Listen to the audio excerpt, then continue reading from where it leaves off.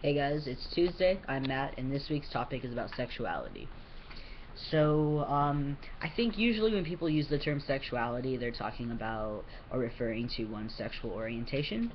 Um, when I use the term sexuality, I'm not just talking about sexual orientation, I'm more talking inclusively about like sex just in general and how willing someone is to talk about sex or um, uh, attend lectures or college classes that pertain about sex, or watch documentaries about sex, or read literature articles about sex.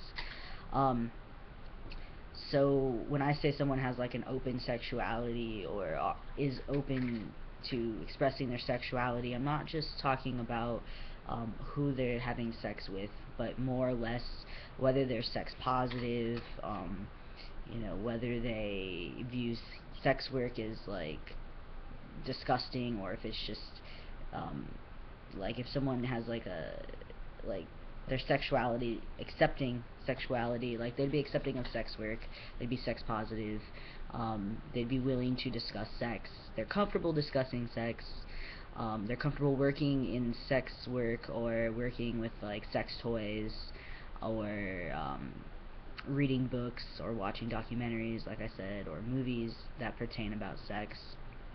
Um, Me, I have an open sexuality. I'm always talking about sex, and I actually am trying to get a job at a sex toy shop. So, I have a very open sexuality. And then, like I was saying before, when most people use the term sexuality, they're talking about sexual orientation. Sometimes I use that term to umbrella uh, sexual orientation as well. So there's different sexual orientations out there. There's heterosexuality, homosexuality, there's bisexuality. I think those are the three most common.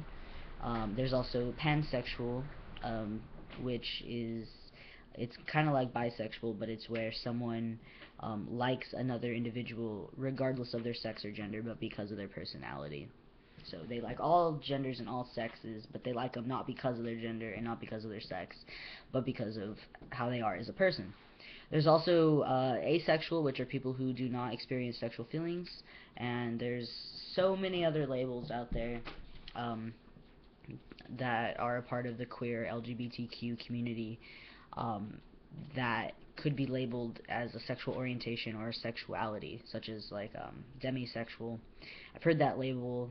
That is refers to people who do not have a sexual attraction to someone unless they're emotionally invested in the relationship.